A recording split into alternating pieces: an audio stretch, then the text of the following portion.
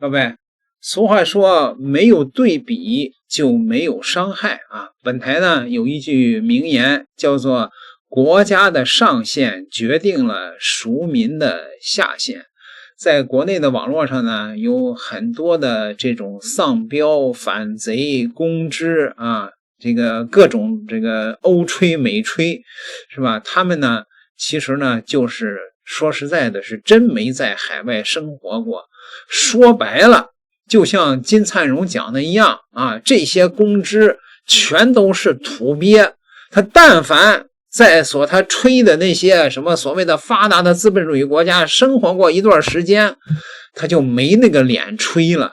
今天呢，我就给大伙儿讲讲最近呢，欧洲出了一个事儿啊，欧洲大停电。那位说啊，中国的网友觉得停电那是小时候儿时的遥远的记忆中的事情啊，那个时候不仅有时候经常会停电，而且呢还会电压很低啊。那个时候看电视，那电视电压低了都是那显像管的，是吧？那图像都缩成了一团，还得买一个就是调压器，把它调到220。年岁稍微大点的朋友都有这个记忆，可是呢那是多么遥远的记忆了，现在的年轻人根本就没这个记忆了。中国从来就在他的记忆中好像就没停电，没停过电，或者说只是家里边的跳闸的出了问题了。你说大停电，甚至是全国性的大停电，那根本就没有过了啊！但是呢，你按照这个中国的这些公知们，这是复旦大学的什么冯伟教授，还是博士生研究生导师呢？啊，你听听他吹吧。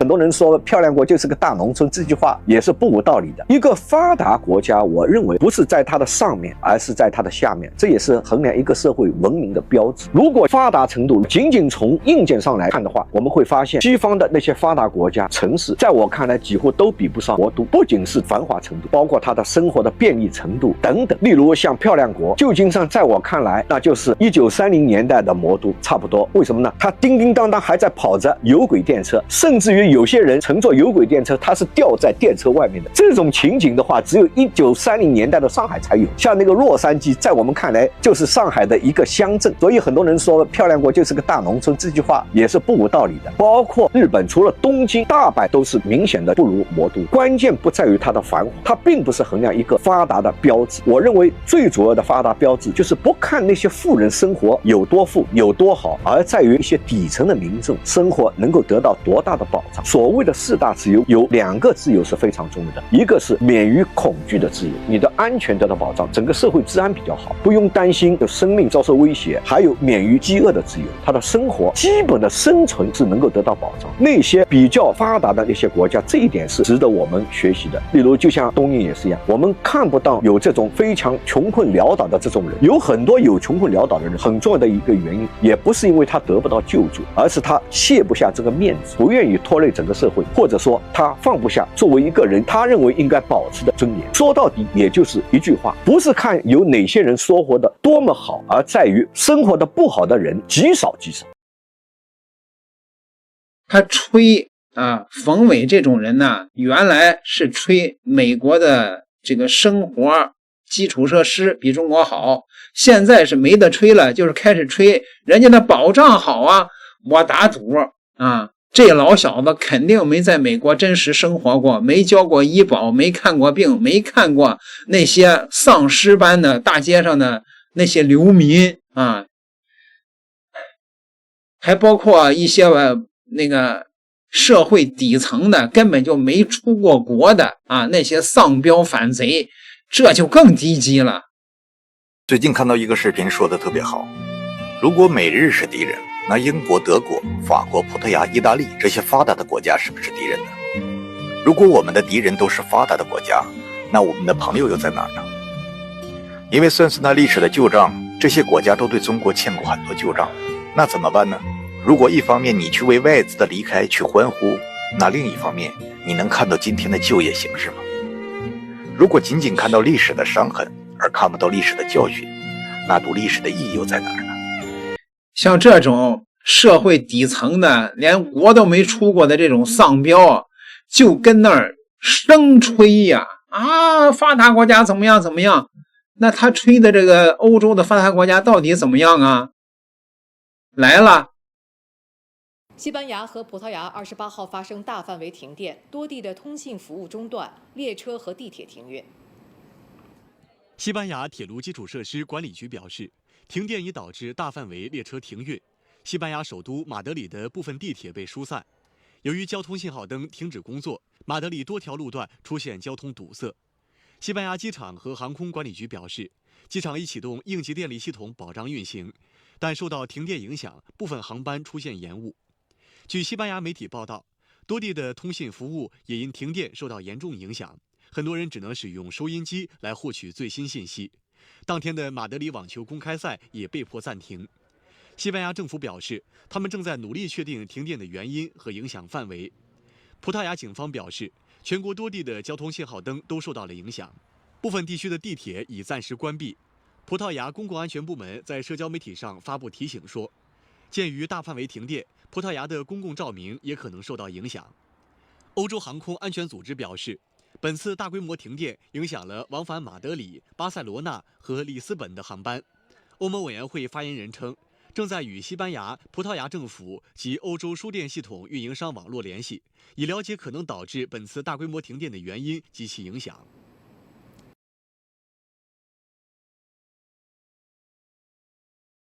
So maybe I just need to not get a lot of sleep.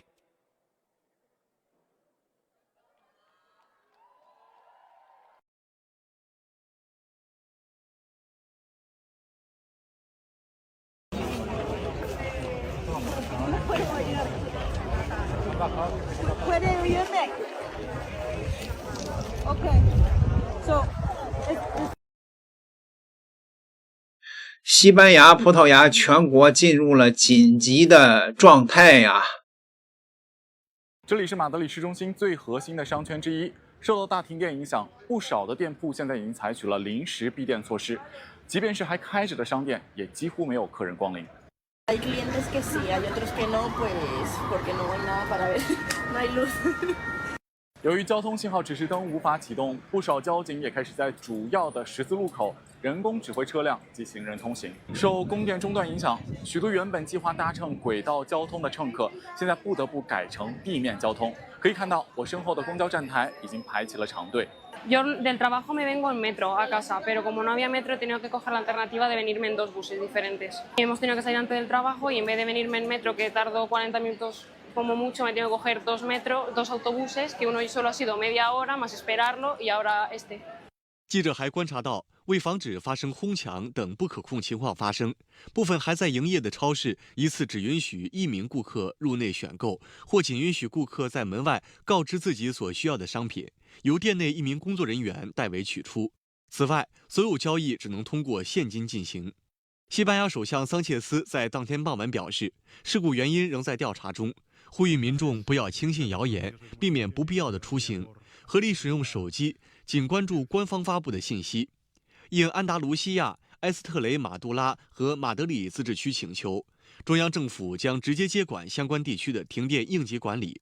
负责全国电网运营的电力公司表示，这次停电属于极其罕见和异常的情况，预计修复需要6到10小时。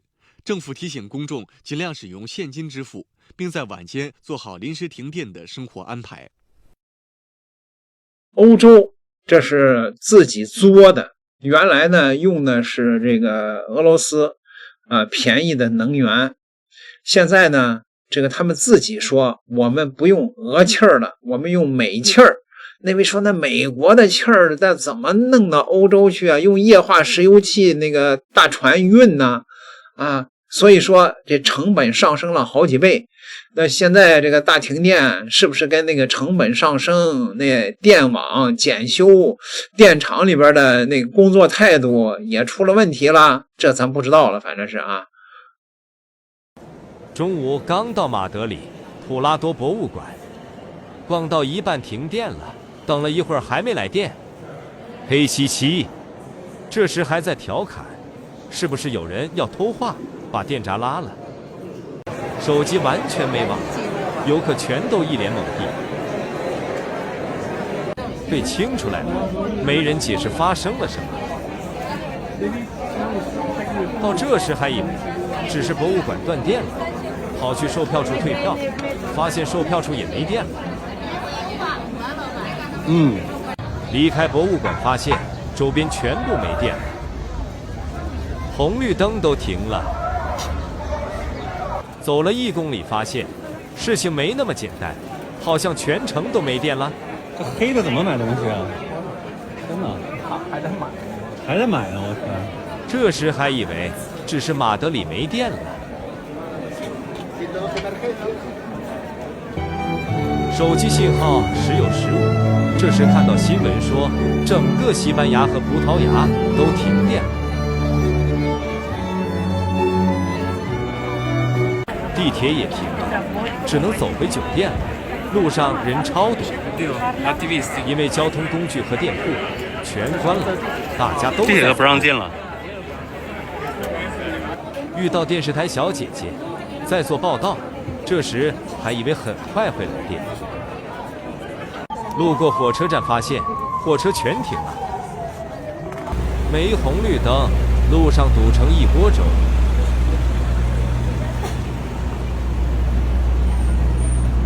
不出所料，酒店也完全没电，没网络，缺乏信息，开始焦虑了。还好是白天，如果是晚上，会吓死人。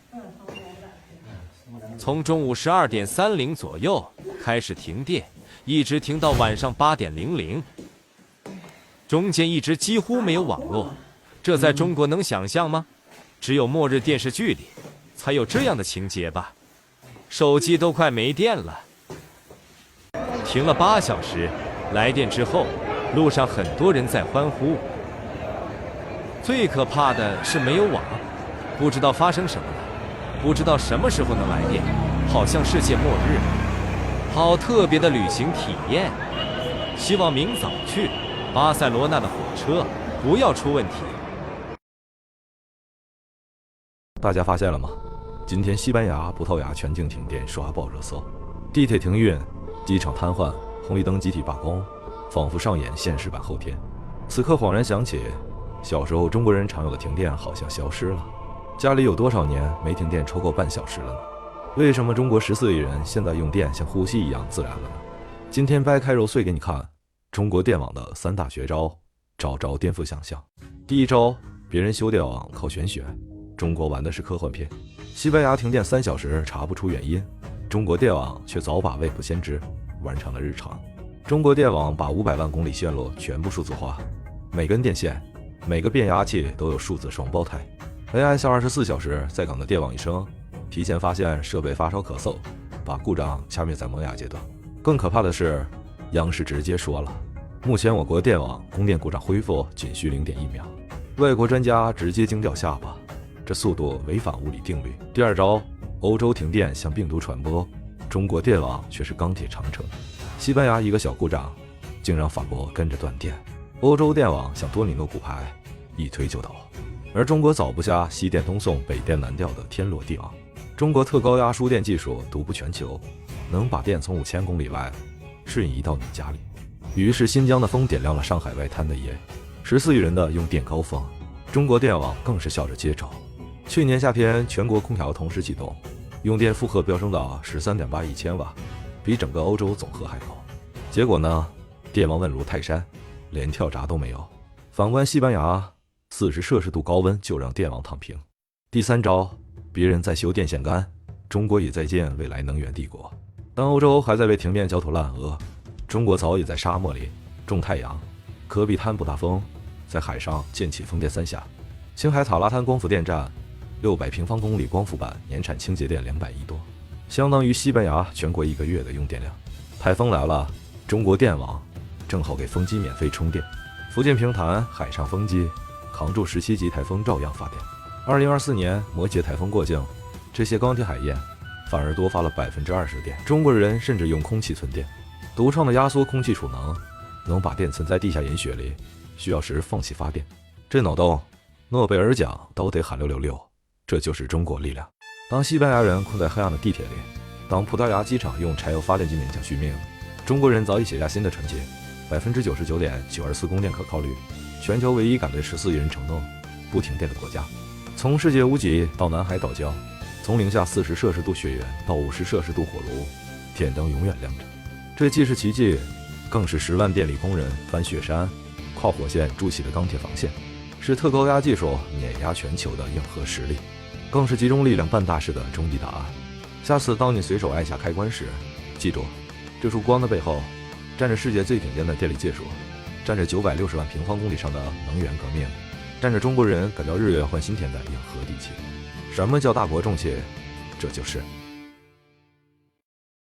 我的朋友们，你在全世界各地走走，走的地方越多，你就会发现我的这句名言的含金量会越来越高。一个国家的上限决定了它的属民的下限。点个订阅，咱们下期再聊。